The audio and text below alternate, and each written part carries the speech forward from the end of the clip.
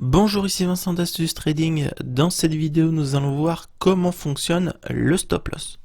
Premièrement, nous allons voir qu'est-ce que le stop loss et à quoi il va nous servir. Il faut savoir qu'il est obligatoire de toujours l'utiliser. C'est très important. J'insiste là-dessus. N'ouvrez jamais un trade sans stop loss. Vous devez savoir avant d'ouvrir un trade à quel moment votre scénario sera invalidé, à quel moment votre stop viendra se déclencher. Cela vous permettra d'éviter de faire de grosses pertes. En effet, 100% de vos trades ne seront pas gagnants. Il vous faudra donc limiter les pertes. Admettons ici, nous souhaitons nous placer à l'achat car nous avons eu ici une très belle bougie verte. On pourrait tenter de se placer à l'achat et on voit derrière qu'il y a une grosse bougie rouge. Donc là, si on n'a pas placé de stop, là le trade est perdant forcément. On peut attendre un rebond et derrière on se prend encore une plus grosse chute. Donc là, il faut absolument placer un stop ici. Donc on pourrait très bien venir placer un stop juste ici. C'est une ancienne résistance, donc on voit que le cours n'est pas passé au-dessus. Ici le cours n'est pas passé au-dessus. Là on est encore venu tester, on n'est pas passé au-dessus. Là on n'est pas passé, et là bam, d'un coup on passe.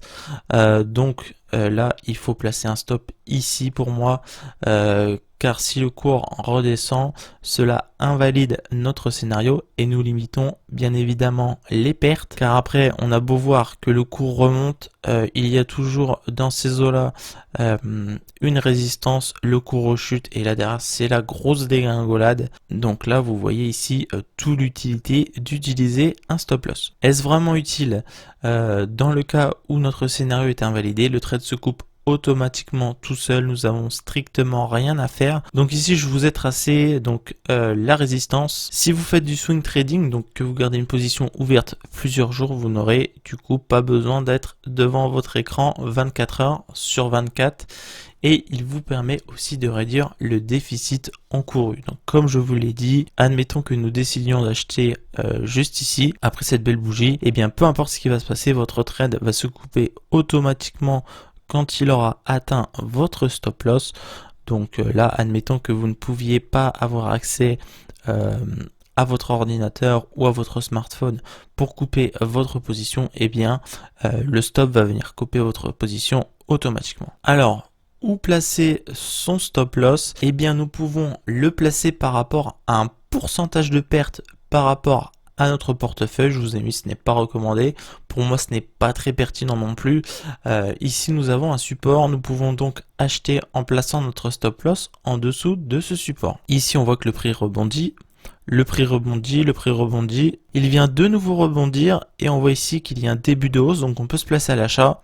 Et ici le cours monte et nous avons notre stop loss. Donc si le cours venait ici, bam, à rechuter d'un coup, notre trade serait coupé automatiquement. Et bien ce qui n'est pas le cas ici dans notre exemple. Nous pouvons également nous fixer un objectif, donc je vous ai mis pas obligatoire, que nous pourrions placer sur un ancien plus haut. Nous allons voir cela juste après. La question que l'on pourra se poser est: est-ce qu'il faut déplacer son stop loss? Ici notre scénario vient d'être validé.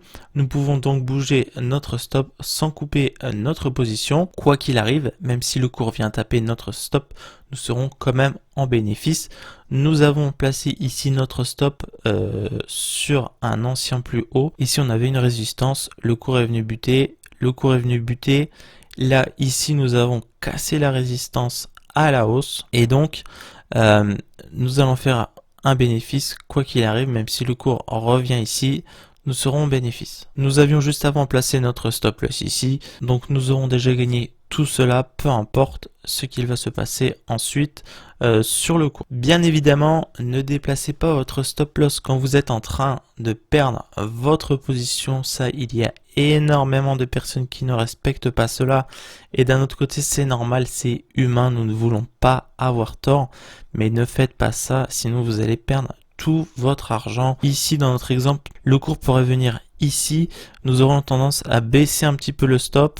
Le cours descendra encore un petit peu, nous aurons tendance encore à baisser le stop, le baisser. Nous pourrions nous dire que le cours va remonter et que quoi qu'il arrive, notre position sera gagnante au bout d'un moment. Mais en fait, en faisant cela, le ratio bénéfice-risque ne sera pas du tout respecté. Vous allez prendre un très gros risque pour au final peut-être essayer de repasser dans le positif, ce qui ne sera peut-être pas le cas. Donc respectez bien votre stop loss et surtout n'y touchez pas quand il est mis en place et quand vous êtes en train de perdre votre position. Bien évidemment, comme nous l'avons vu juste avant, vous pouvez le déplacer quand vous êtes sur une position gagnante. Voilà, c'est tout pour cette vidéo sur le stop loss. Il me semble que j'ai fait le tour.